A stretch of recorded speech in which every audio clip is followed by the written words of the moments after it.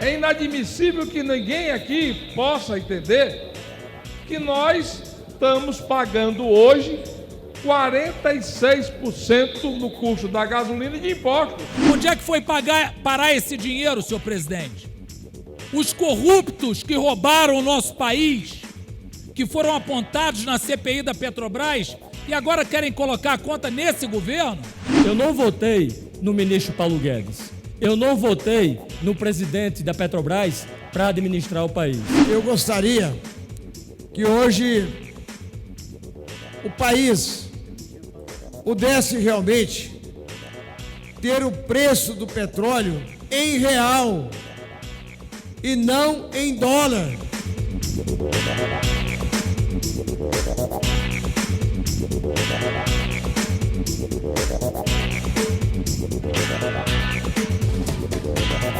Entrando na quarta semana de guerra entre Rússia e Ucrânia, o tema que centralizou os debates no plenário da Câmara continuou sendo o aumento no preço dos combustíveis em todo o país. Na semana passada, eu ouvi discursos aqui dessa casa como se o culpado do aumento dos combustíveis fosse o presidente Bolsonaro. Senhor presidente, o senhor tem ideia, as duas refinarias em Itaboraí, elas iriam refinar aproximadamente 300 mil barris de petróleo por dia. Isso significa quase 50 milhões de litros de gasolina e de seus derivados, como é o óleo diesel, para os caminhoneiros do Brasil. Só em Itaboraí, 50 milhões de litros seriam produzidos de combustível. E o preço do Brasil seria um preço mais barato. Onde é que foi parar esse dinheiro, senhor presidente? Os corruptos que roubaram o nosso país, que foram apontados na CPI da Petrobras e agora querem colocar a conta nesse governo? Está simples de descobrir aonde se encontra o dinheiro do povo brasileiro, que a atual política de preços da Petrobras, praticada sob o comando de Jair Messias Bolsonaro, se encontram. Esses recursos se encontram na mão de meia dúzia de afortunados acionistas, ampla maioria internacionais, que receberam 106 bilhões de reais. E se o líder do governo quiser descobrir e ter a prova concreta do roubo do Jair Messias Bolsonaro contra o povo brasileiro, é só pegar o carro e ir a um posto de gasolina, que lá está comprovado a política criminosa do atual governo Bolsonaro. A Petrobras, hoje, ela não é uma companhia que busca o petróleo, que refina o petróleo. Essa não é a opção da Petrobras. A opção da Petrobras é ser uma empresa de agiotagem nacional e internacional. E tudo começou quando era presidente do Brasil, o presidente Temer, que ele criou a política da PPI, preço, paridade internacional. Eu gostaria que hoje o país pudesse realmente ter o preço do petróleo em real e não em dólar, porque o povo brasileiro, o caminhoneiro, o cidadão que usa combustível no Brasil, deputado, o óleo diesel hoje no Brasil é um dos mais caros do planeta. Fiquei muito feliz de ver na semana passada aqui a aprovação do PLV 11, que deu uma nova regulamentação à alíquota de ICMS em relação ao óleo diesel. Isso, sem dúvida, melhora essa situação terrível que nós estamos passando, do aumento do óleo diesel e do aumento dos combustíveis em todo o Brasil. O PLV determina que a alíquota será cobrada sobre um preço que é a média dos últimos 60 meses. E isso, naturalmente, que permite que os estados não tenham perda de arrecadação e, ao mesmo tempo, as pessoas também não tenham esse aumento absurdo do preço dos combustíveis, uma vez que nós estamos vivendo uma situação que, com a guerra da Ucrânia, que realmente tem trazido muitos problemas para o Brasil. Entretanto, presidente, é fundamental que este mesmo acordo que foi feito em relação ao óleo diesel também alcance o preço da gasolina. Os brasileiros têm carro no interior do Brasil, os mototáxis usam a gasolina e é extremamente penoso esse aumento vertiginoso que está acontecendo. Portanto, a nossa luta será no sentido de garantir, presidente, que a mesma ação que essa Câmara teve em relação ao óleo diesel seja estendida também para a gasolina. R$260 mil é o salário do presidente da Petrobras. 13 milhões de reais é o que o presidente da Petrobras e os 9 diretores vão ganhar agora em abril como prêmio de performance por aumentar os lucros da Petrobras. Lucro que o ano passado bateu recorde mais uma vez na casa de 106 bilhões de reais. Às custas do motorista, às custas do caminhoneiro, às custas do mototaxista, do taxista, de todos aqueles que usam veículo e também das donas de casa que compram botijão de cozinha a cerca de R$150. E também às custas do povo brasileiro, porque está pagando pelos produtos mais caros nas prateleiras do supermercado. Os preços absurdos que estão acontecendo hoje do combustível, diferente do que está sendo dito por alguns, não tem nada a ver com a guerra que está acontecendo na Ucrânia. Os preços estão sendo aumentados já fazem 3 anos e 3 meses. Nesses 3 anos e 3 meses, foi um total de 182% de aumento no preço da gasolina na refinaria. A inflação nesses 3 anos e 3 meses bateu 20,6%. Portanto, a conta não está fechando do aumento do produto da gasolina e seus derivados, como o diesel e o gás, com a inflação. Está uma disparidade muito grande. 9 vezes mais é a conta da Petrobras. Eu não votei no ministro Paulo Guedes. Eu não votei no presidente da Petrobras para administrar o país. E o que nós pretendemos aqui nesse debate é exatamente demonstrar que tem a culpa da Petrobras, pela forma como fez e está fazendo os aumentos, mas também temos que trazer o debate da questão tributária. É inadmissível que ninguém aqui possa entender que nós estamos pagando hoje 46% no custo da gasolina de impostos. E isso não cabe em lugar nenhum do mundo. É inadmissível que haja uma sangria tamanha para sustentar os cofres públicos, no momento em que todos os entes federados que recolhem impostos estão superavitários. Houve aumento de arrecadação na União, há aumento de arrecadação dos estados e ninguém fala disso. E é muito cômodo se dizer, não, os governadores mantêm o ICMS, mantêm o percentual, só que 30% de 10 é 3, mais 30% de 100 é 30. E ninguém faz a conta. Alguns têm a visão de que deve-se intervir na política de preços.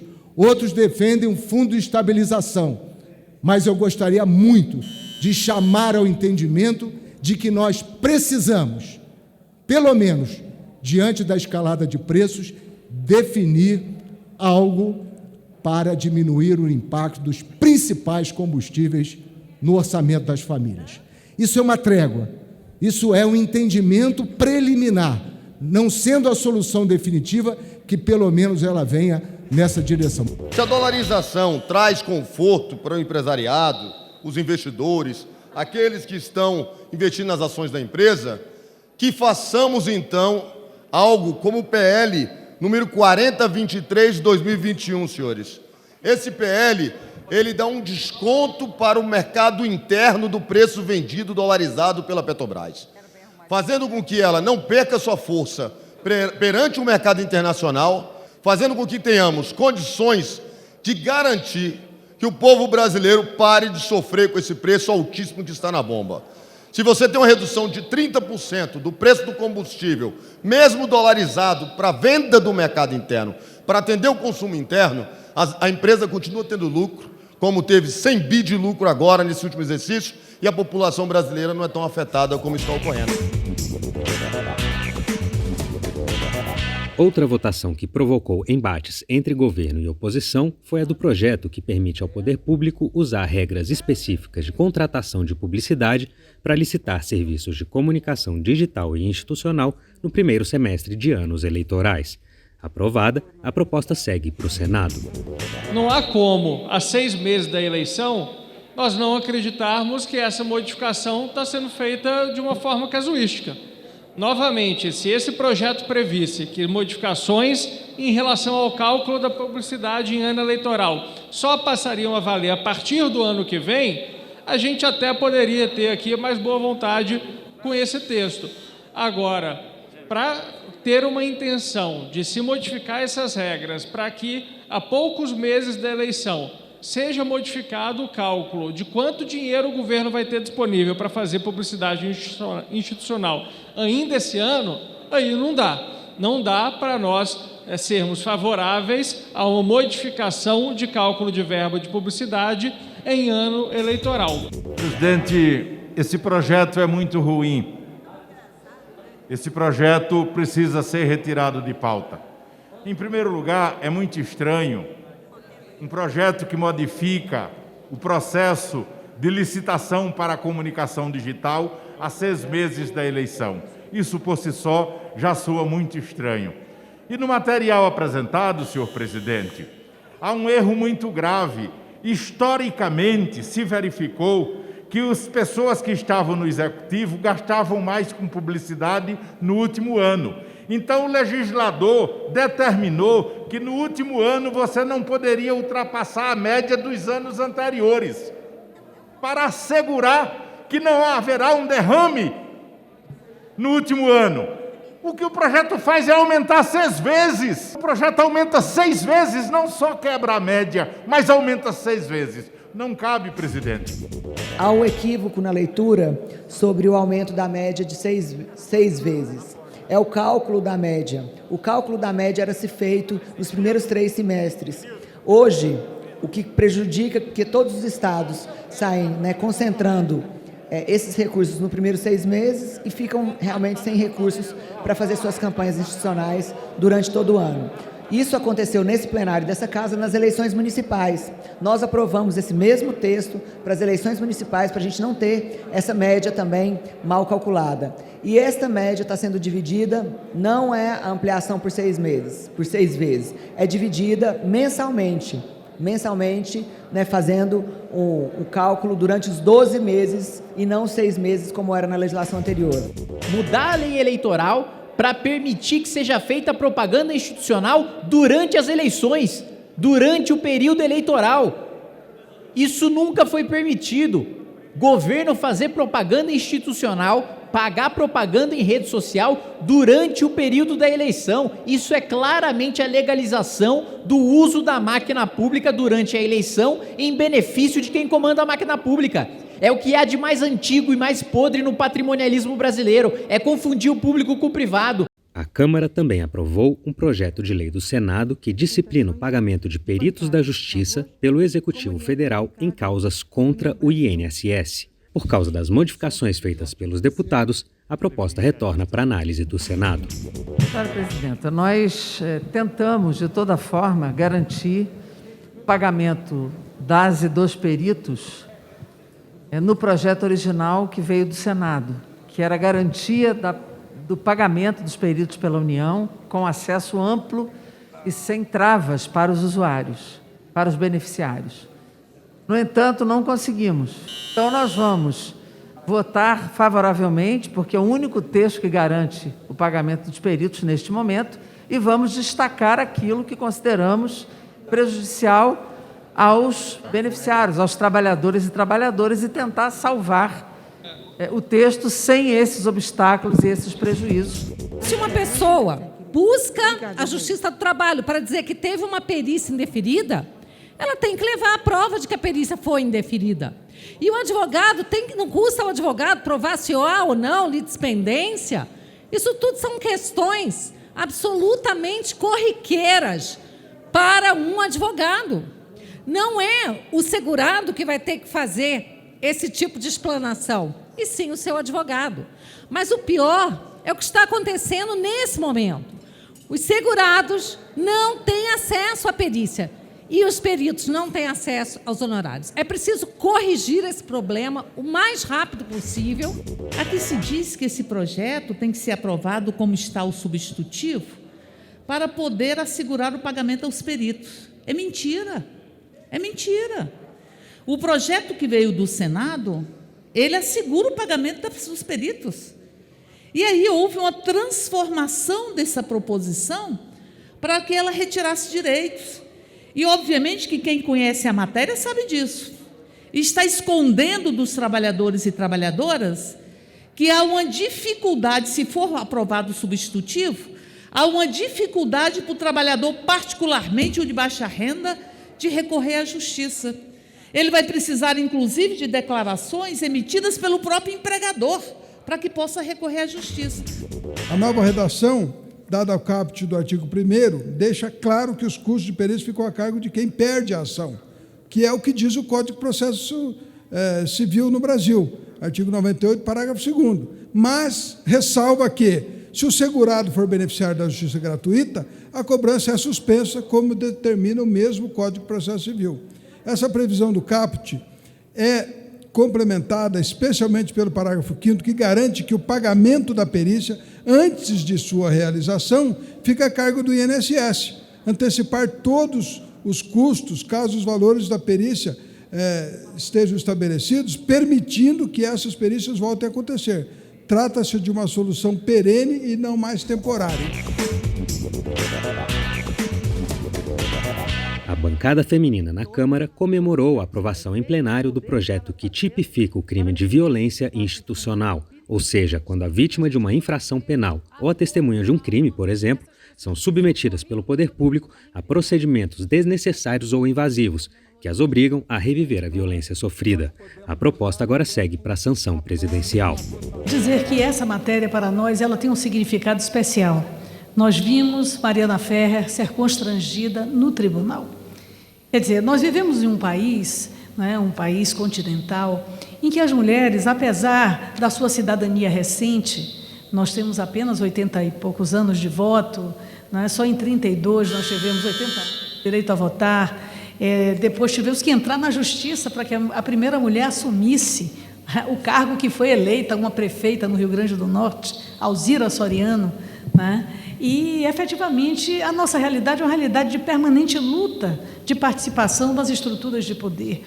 E conseguimos hoje ter 15% dessa casa, estamos pleiteando participação, pelo menos de 1/3 nas cadeiras parlamentares, pois esta regulamentação, proposta pela deputada Soraya, aqui muito bem relatada pela deputada Dorinha Seabra Rezende, ela regulamenta exatamente esse tipo, e criminaliza e tipifica esse tipo de constrangimento. Para nós é mais um avanço. Às vezes pode parecer apenas um alinhavo, mas não é. É um ponto muito bem dado nessa costura que as mulheres brasileiras fazem para tecer o amanhã de liberdade. A semana do plenário terminou com uma sessão conjunta do Congresso Nacional, em que deputados e senadores derrubaram 7 vetos do presidente Jair Bolsonaro, entre eles o veto à reativação de estímulos ao setor portuário pelo programa BR do Mar, o veto à suspensão do prazo de validade de concursos públicos homologados antes da pandemia e o veto a itens do programa emergencial de retomada do setor de eventos. Se nós temos um navio brasileiro, 2/3 de brasileiros estão empregados e não virá embarcação estrangeira.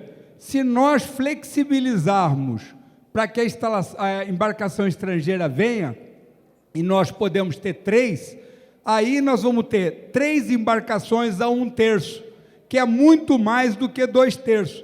Então, para defender a oportunidade de trabalho para o brasileiro, é lógico que nós temos que estar estimulando a vinda de navios estrangeiros.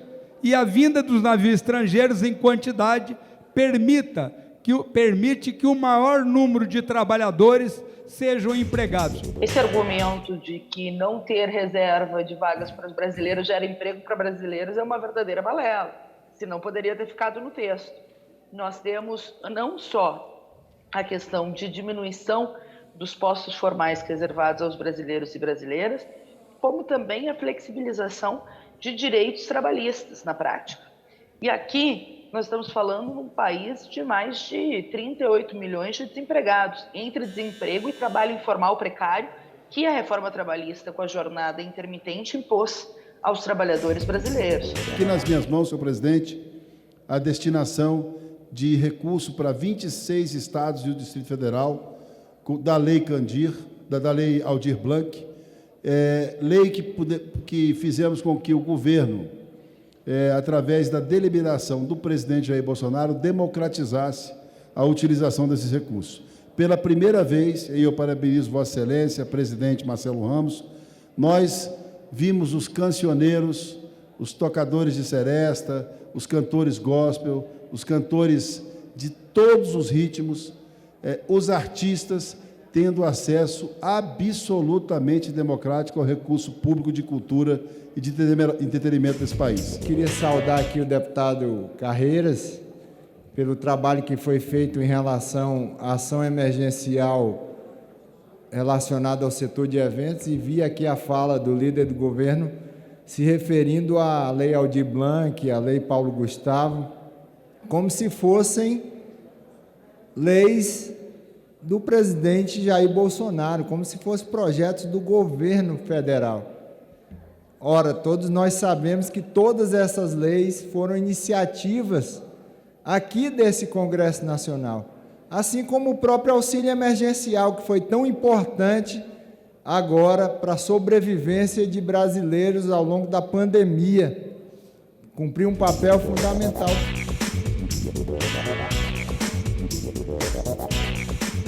Eu vim aqui, deputada Carmen, para parabenizar o ministro Anderson. Ministro Anderson, que é o ministro da Justiça, que tem feito um trabalho especialíssimo quando fala do combate à pedofilia nesse país. E hoje ele determinou, através da Secretaria de Defesa do Consumidor, que as distribuidoras desse filme, que eu não quero nem falar o nome, mas esse filme que prega a pedofilia, possa ser suspenso sob pena de ter 50 mil diário de multa se insistir na veiculação. Nossa bancada feminina, a bancada evangélica, a bancada da Frente da Primeira Infância, todas já fizeram as notas de repúdio, mas, nesse momento, minha fala, deputada Carmen Zanotto, é no sentido de direcionar ao nosso procurador Aras. Isso é crime, e crime tem que ser tratado por iniciativa do próprio Ministério Público, e a gente espera que esse crime seja devidamente apurado e punido.